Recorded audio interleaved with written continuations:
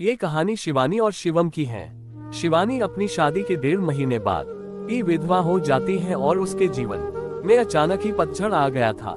शिवानी को ऐसा लगता था जैसे वह संसार की सबसे बदनसीब औरत है। उसकी आंखों के आगे उसका अंधेरे जैसा भविष्य हमेशा घूमता रहता था।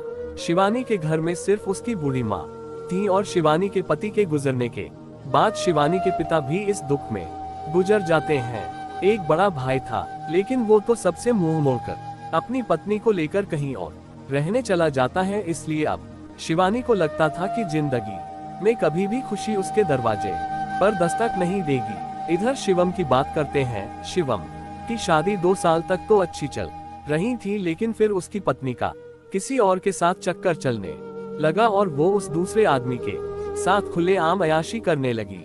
फिर कुछ ही दिनों में उसने शिवम को तलाक देकर दूसरे आदमी से शादी कर ली। शिवम अपनी पत्नी से बहुत प्यार करता था, लेकिन तलाक होने के बाद वह अपनी पत्नी के बिना बिल्कुल ही अकेला सा हो गया और अपनी सुनसान वीरान जिंदगी अकेला ही काटने लगा।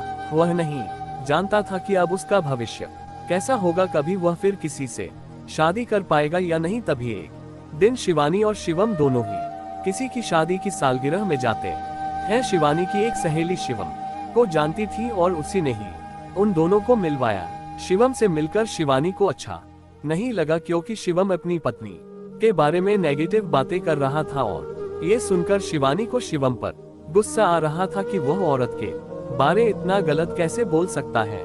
लेकिन बाद में उसकी सहेली मंजू ने बताया कि शिवम कितना दुखी लड़का है। वह अच्छे खासे पैसे कमाता है और उसके परिवार वाले भी बिल्कुल सीधे है, लेकिन फिर भी उसकी पत्नी ने दूसरे मर्द के चक्कर में इस बेचारे को धोखा दे दिया और अब शिवम दिन रात रोता ही रहता है। ये सुनकर शिवानी का दिल भर आया। वह मन में सोचने लगी कि एक शरीफ लड़के को मैं बिना मतलब ही बुरा समझ रही थी। तो उसी दिन से शिवानी के मन में शिवम के लिए एक प्रेम से जाग गया। तभी कुछ ही दिनों बाद शिवानी ने अपनी सहेली मंजू से कहा कि मंजू, मैं पता नहीं क्यों शिवम को चाहने लगी हूँ और मैं उसे पसंद भी करती हूँ। अगर मंजू तू कुछ उपाय करके मेरी दोस्ती शिवम से करवा दे तो शायद मेरी जिंदगी संवर जाएगी। तो मंजू ने कहा कि ठीक है, तू कहती है तो मैं किसी बहाने से शिवम को अपने घर बुलाती हूँ। मैं उससे तेरी सारी कहानी पहले ही बता दूंगी, फिर तू भी आ जाना, आगे तुम दोनों की किस्मत। तभी मंजू अपने जन्मदिन का बहाना करके शिवम को अपने घर बुलाती है और मंजू शिवम को शिवानी की बीती हुई सारी बात बताती है और वो उससे ये भी बताती है कि शादी के 1.5 महीने में ही शिवानी विधवा हो गई थी। शिवम को शिवानी का ऐसा हाल देखकर उसे बहुत दुख होता है। तभी शिवम शिवानी से मिलता है और उसे समझता है वाकई में शिवानी एक बहुत दुखी लड़की थी। अब शिवम ये तय कर लेता है कि वो शिवानी का सहारा बनेगा। शिवानी को भी शिवम दिल से बहुत ही पसंद था और दोनों ही बाहर भी मिलने लगे ताकि वो एक दूसरे को सही से समझ सकें। एक दिन उन दोनों को ही एक दूसरे से बेहद प्यार हो गया और रात भर वो दोनों ही फोन पर चैटिंग भी करते हैं और कभी फोन पर बातें भी कर लेते थे। शिवम बहुत ही रोमांटिक लड़का था। वह अपनी बातों से शिवानी का दिल जीत चुका था। शिवानी को भी शिवम के मुंह से अपनी तारीफ सुनना बहुत ही अच्छा लगता था। दोनों ही हर रविवार को मिलते थे, पार्क में घूमने जाते थे और कभी कभी रात को होटल में डिनर करने भी चले जाते थे। तभी एक दिन शिवानी शिवम को अपने साथ अपने घर ले गई और उसे अपनी माँ से मिलवाया। शिवम ने जब शिवानी की माँ के पांव छुए तो शिवानी की माँ रोने लगी और शिवम का हाथ पकड़कर कहने लगी कि बेटा, मेरी बेटी का सहारा जरूर बनना और उसका साथ कभी भी मत छोड़ना। मेरे सिवा इसका कोई भी नहीं। अब मेरा भी कोई पता नहीं कब उस भगवान का बुलावा आ जाए। अगर मैं मर गई तो मेरी जवान लड़की का क्या होगा। ये सुनकर शिवम की भी आंखों में आंसू आ गए और शिवानी भी खूब रोने लगी। तभी शिवम ने कहा कि मान जी, आप बिल्कुल चिंता न करें, शिवानी का मैं मरते दम तक साथ नहीं छोड़ूंगा और आपको भी कुछ नहीं होगा और आपकी बेटी का मैं जिंदगी भर ही ख्याल रखूंगा। ये सुनकर शिवनी की माँ और शिवानी को बहुत ही अच्छा लगा और शिवानी शिवम का हाथ अपने गालों पर लगाकर रोती है। तभी एक दिन दोनों ही पार्क में बैठे थे तो शिवानी ने कहा कि शिवम, तुम अपने घर वालों से मुझको कब मिलवाओगे। शिवम ने बात टाल दी और उससे प्यार भरी बातें करने लगा और कहा, शिवानी, मैं तुम्हारे बिल्कुल नजीक आना चाहता हूँ, बोलो तुम मुझे अपने करीब कब आने दोगी। लेकिन शिवानी शिवम को अपने करीब आने से मना करती हैं, मगर फिर भी थोड़ा बहुत वो दोनों प्यार कर ही लेते हैं। तभी शिवानी की सहेली मंजू ने शिवानी के कान भरना शुरू कर दिए। उसने कहा कि शिवानी लड़कों पर इतना जल्दी भरोसा नहीं करते, तू तो सीधी साधी है। शिवम को अपनी माँ से भी मिला दी, लेकिन शिवम ने तुझे किसी से मिलवाया, कहीं ऐसा ना हो कि वो तुझे इस्तेमाल करके न छोड़ दे। ये सुनकर शिवानी के कान खड़े हो गए और वह सोचने लगी कि कहीं शिवम मुझे धोखा तो नहीं दे रहा। उधर शिवम ये सोच रहा था कि मैं शिवानी को अपने घर कैसे लेकर आऊं। मेरा घर बिल्कुल छोटा सा है और मैं उससे अभी नहीं बताऊंगा कि उसके लिए मैंने एक घर बुक कर लिया है और 50,000 जमा भी करवा दिए हैं और बाकी की मैं बैंक से किश्त बनवा लूंगा। 1 महीने बाद शिवम का जन्मदिन था। शिवम ने सोचा मेरे जन्मदिन पर ही शिवानी को सरप्राइज दूंगा और तभी शिवानी और उसकी माँ को भी घर बुला लूंगा। उसी दिन शिवानी से शादी की सारी बात करके उसे सगाई की रिंग भी पहना दूंगा, क्योंकि शिवानी के परिवार में और कोई नहीं है, इसलिए सारा कार्यक्रम शिवनी और उसकी माँ के सामने ही हो जाएगा। अगले दिन शिवानी शिवम को फोन करती है और गुस्से में कहती है कि तुम अपने घर वालों से मुझे कब मिलवाओगे।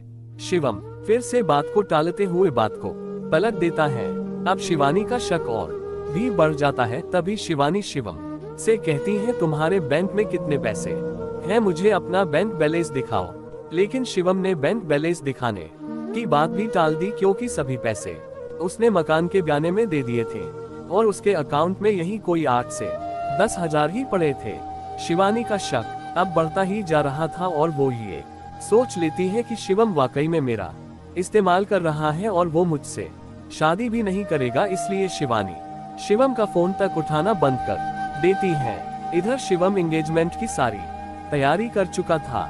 बातों ही बातों में उसने शिवानी की अंगूठी का भी नाप ले लिया था और शिवानी को इसका पता भी नहीं चला था। शिवम ने शिवानी की तरफ से खुद की भी अंगूठी बनवा ली थी ताकि शिवानी की माँ का कोई भी खर्चा न हो सके। शिवम ने किसी से थोड़ा कर्जा लेकर शिवानी के लिए साड़ी और उसका सारा सामान खरीद लिया था और उसकी माँ के लिए भी एक सुंदर साड़ी खरीद ली। अब शिवम ने सबको ये कह दिया कि मेरे जन्मदिन वाली रात को मेरी सगाई शिवानी से है और उसके घर में भी उसने सबको बता दिया था।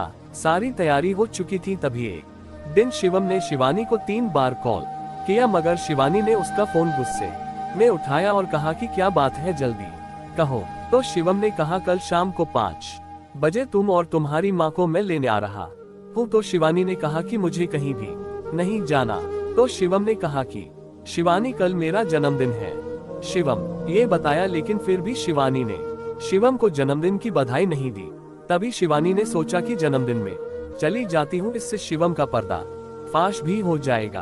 अगली शाम शिवानी और उसकी माँ तैयार हो जाती हैं और अनिल की गाड़ी में बैठकर उसके साथ चली जाती हैं। पूरे रास्ते शिवानी ने शिवम से कोई भी बात नहीं की। उससे तो शिवम के रूप में एक धोखेबाज नजर आ रहा था। तभी जैसे ही शिवानी शिवम के घर की दहलीज पर कदम रखती है, वैसे ही शिवम की माँ आरती की थाली लेकर आती है और शिवानी को टिका लगाकर उसकी आरती उतारती है। ये देखकर शिवानी हैरान रह जाती है। तभी वो भी शिवम की माँ के पांव छूती है। उसकी माँ उसे अंदर आने के लिए कहती हैं। सभी लोग खड़े थे, शिवम के बड़े भाई भाभी, शिवम के भतीजा भतीजी और शिवम की माँ व भोले भाले उनके बाबूजी। सभी लोग शिवानी और उसकी माँ का स्वागत करते हैं और बैठने के लिए कहते हैं।